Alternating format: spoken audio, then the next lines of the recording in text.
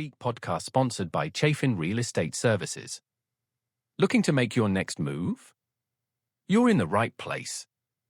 Welcome to LifeSpeaks, the podcast that dives deep into real stories, big ideas, and life-changing insights. Ready to find your dream home or maximize your rental income? Visit chafinrealestate.com or call 775-575-5000 today. Hi, my name is Leanne Chaffin, and I am going to be the producer and podcast host of our new podcast called LifeSpeaks. I'm very excited about this. Gathering our stories, and some of the stories are very tragic, and some of them are joyful, but there's always a mix of both in everybody's story. And so I'm very blessed to have my very good friend, Cheryl Wahlgren, as my guest today. She and I have known each other for almost 20 years, or I don't even count anymore. It seems like it's been forever. We've been very close. She was so kind as to, when I really needed her most, be one of those people when my mom passed away. And her daughter stayed at my house and got it ready for the food and all the people that came in after the memorial, and it was such a blessing. And she's just been a true blessing in my life. She's one of those people that you can't believe that she's as joyful as she is for all the tragedy she has gone through. She's a cancer survivor. But today we're going to be discussing something that probably most people will never experience, and I pray you don't. Hopefully. On February 18th, 2011, I remember that day. I was in the shower, actually, got the phone call from Fred that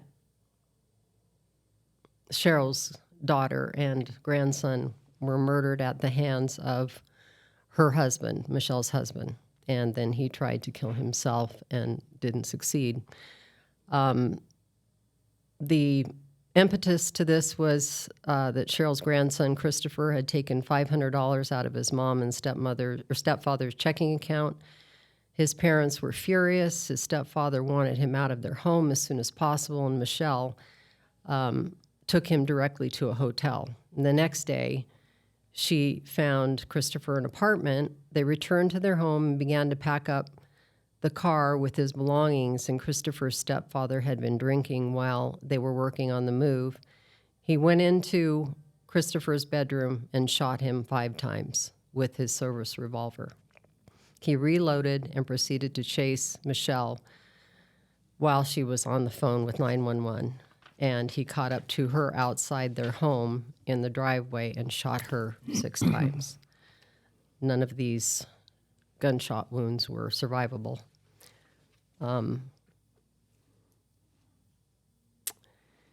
So, Cheryl, my wonderful friend, who was your daughter, Michelle? You know, I think every mother says that their child is brilliant. And actually, she was an extremely intelligent person. After she got out of high school, for reasons and her own reasons, she decided that she was going to go into the military. So she went into the Navy for 4 years. And there they trained her in human resources and also benefits that each department has. And she really enjoyed it. But when she had a child, my Christopher, she no longer wanted to stay in the military. She knew that she would have to be placed on a ship for a period of time. She wasn't about to leave him behind. So she was hired by a communication company. And actually, when they hired her, they actually created a position for her. And she was the director of training. Well, the company that she worked for would go to other companies and provide them with the way to teach their employees, what corporate policies were, how to inform them of the benefits that each of these companies had themselves. So she taught classes to the company's employees. And she did a lot of traveling. She did a lot of traveling. Right, She okay. did a lot of traveling. Yeah, she was really, really successful in what she She did. was. Yeah, and She she's was. very. What I loved about Michelle is you could always. She was never without a smile on her face. Nope. Yeah, she She was was. always kind. Right. You know, and not only smart but kind. She was. And beautiful. And I know every Well, she looked just like her parent mom. that- Thank you. After she got older, we did look alike. Yeah. Well, what was her husband like? Oh, I liked him. I found him very charming. He was nice looking. He had 2 sons of his own, and he was a very good father. One of them was college educated. The other one had trades world. He was still in high school at that time. And my grandson really took a liking to him. They did a lot of things together. They got along perfectly. He was a good provider. During their marriage, he became he became a maintenance supervisor in their local prison. Okay. And when he took this position, he was required to go through an FBI check. Now, they were already married at this point, and the FBI knew of an incident that they had had in their home, and they said that that incident was not relevant for the job. And so they hired him. They sent him to special training because he would go into these prison cells and work on their hydraulic systems. And he had to have a guard go with him each time. So they sent him to school so that he was able to carry his own weapon. How about their relationship? Their relationship was very, very romantic. And as a matter of fact, when they got married, he didn't want anybody else with them. He wanted it to be a romantic weekend for them all alone. They had dinner dates. Again, it was just the 2 of them. It wasn't outside company or invitations.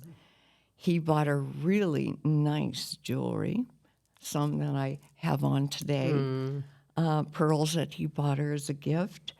And he loved bringing her flowers. He'd go to Costco and buy her flowers. The big bouquets, yeah, I love often. those. What more could I have wanted for my daughter? Yeah, exactly. Yeah, I can totally understand that. So, did her husband show signs of domestic violence that you could see or that she told you about? Now that I look back on it, and now that I have learned about domestic violence, there were a lot of signs that I thought in the beginning were just lovely gestures on his part.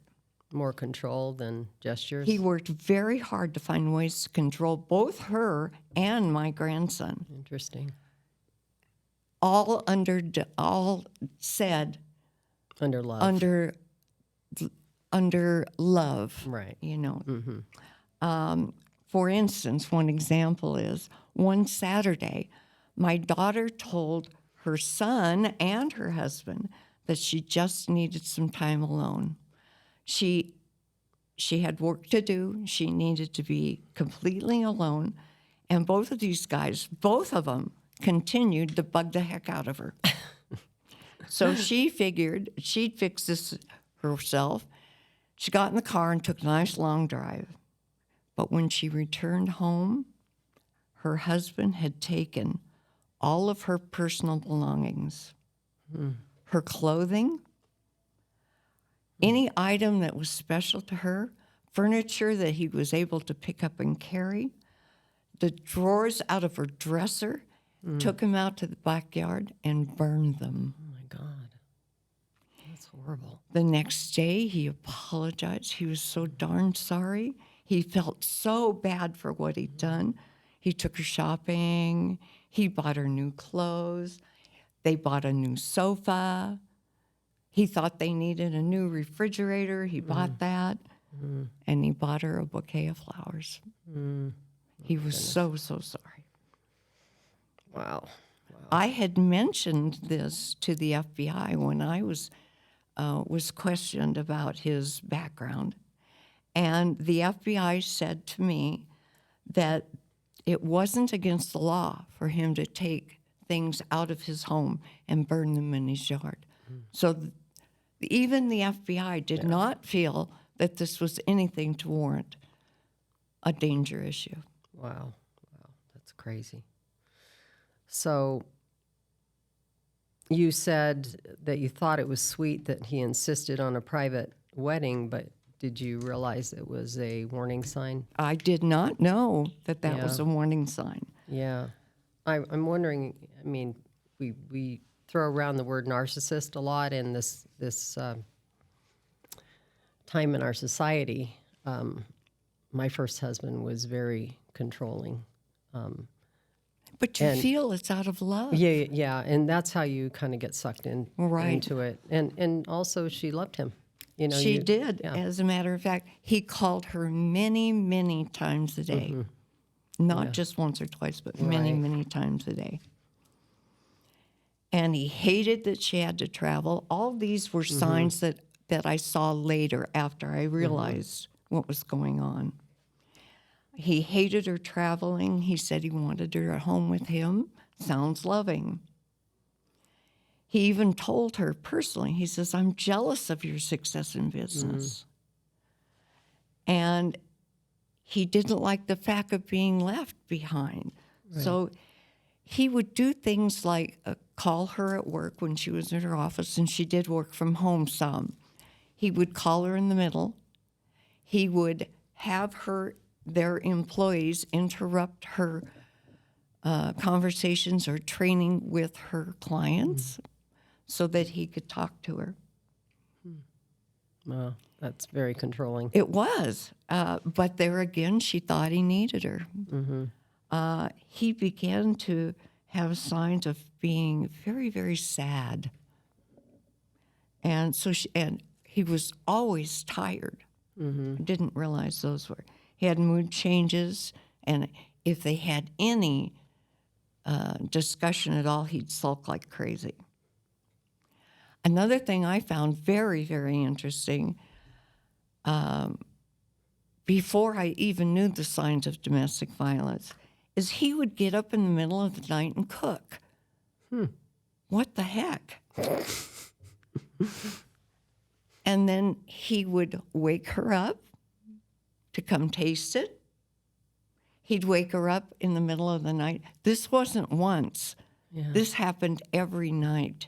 He would wake her up and ask her a question, or he'd verbally abuse her. He began degrading her. Yeah, that's the worst part. Right. And then after that, he started demanding sex. And my daughter finally got to the point where she just wasn't even interested because it was out of demand. She found it very, very irritating. Yeah, I would think that would be, well, it would be very, very hurtful.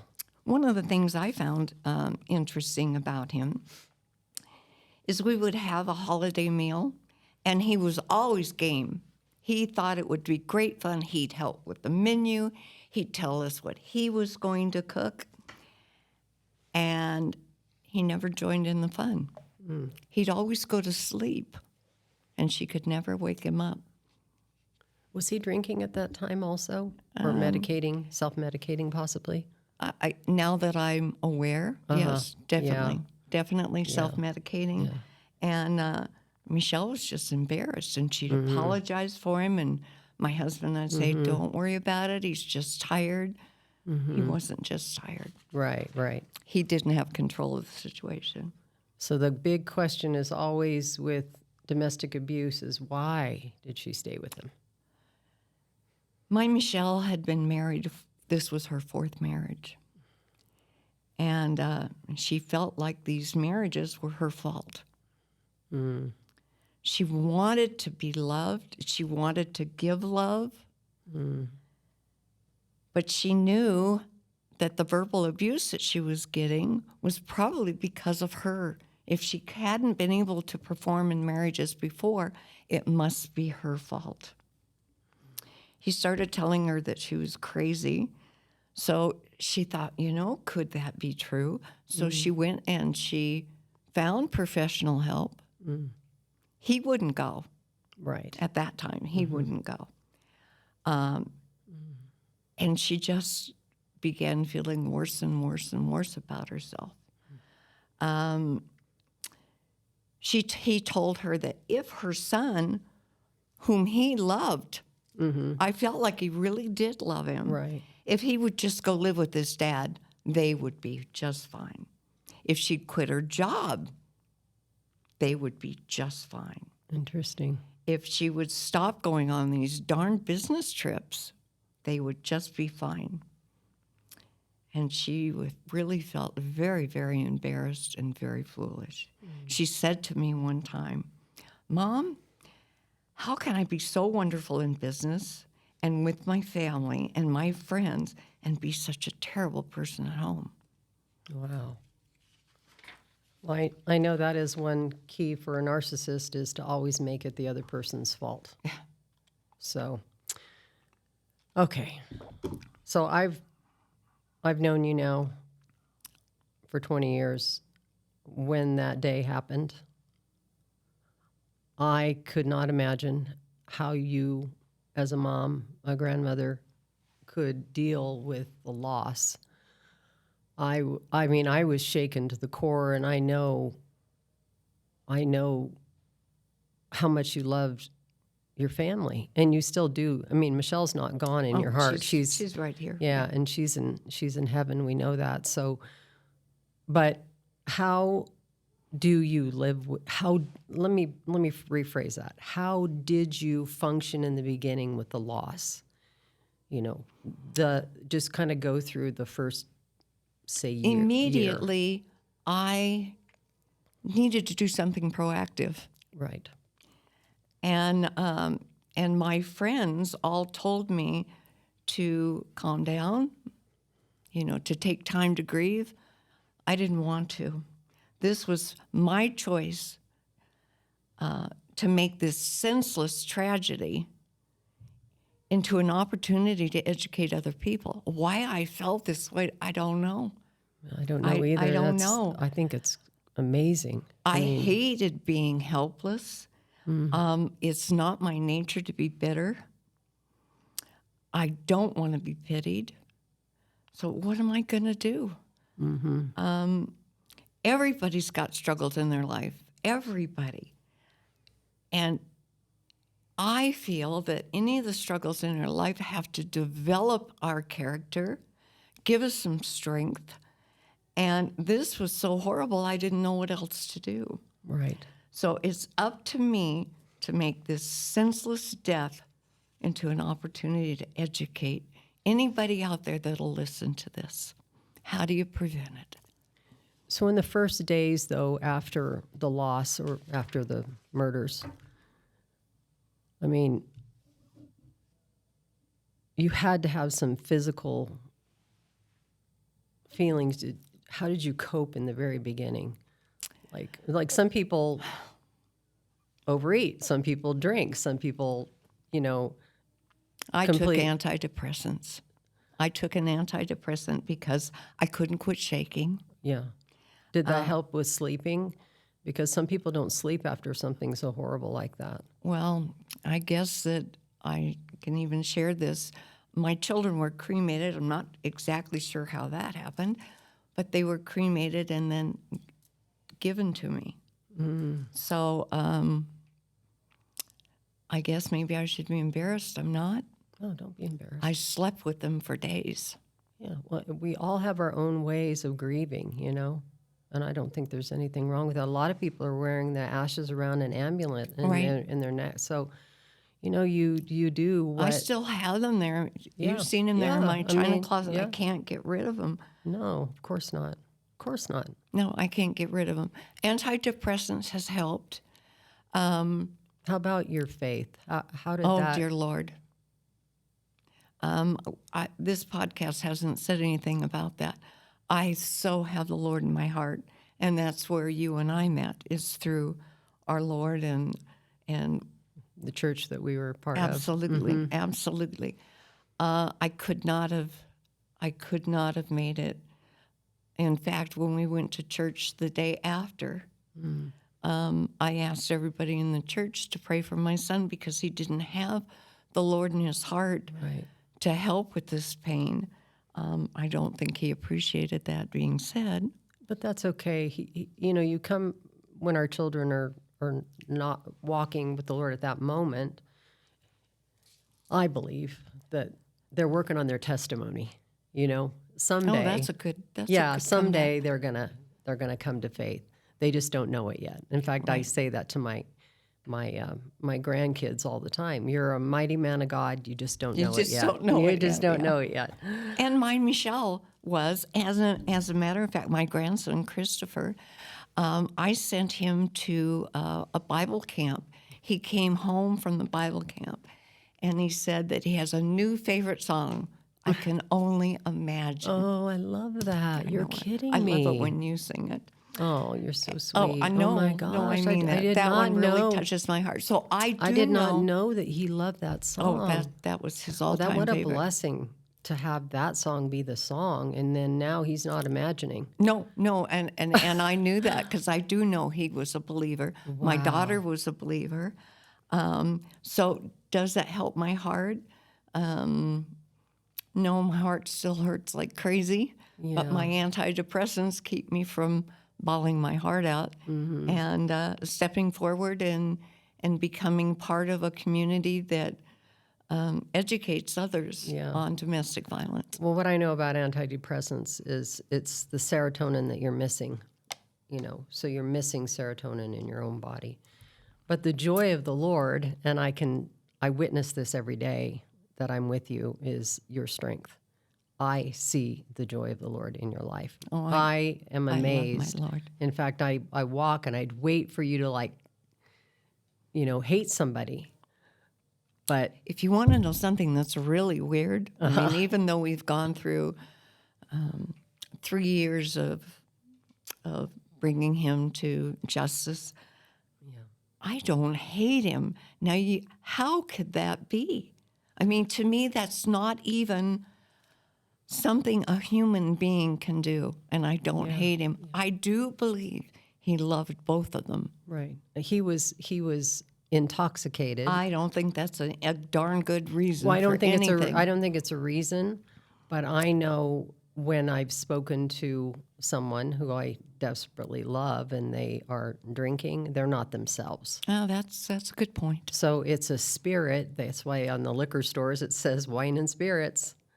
So in that, you gave the greatest gift to him of forgiveness. I don't even know where that it is a conscious but it decision. It came from something from God. That I feel. Now he writes me from prison. My husband always manages to get to the mail, so I don't see it. That's only happened like 4 times. And I've never answered. My husband's worried that I will answer, but I won't, and I'm not going to say anything to him.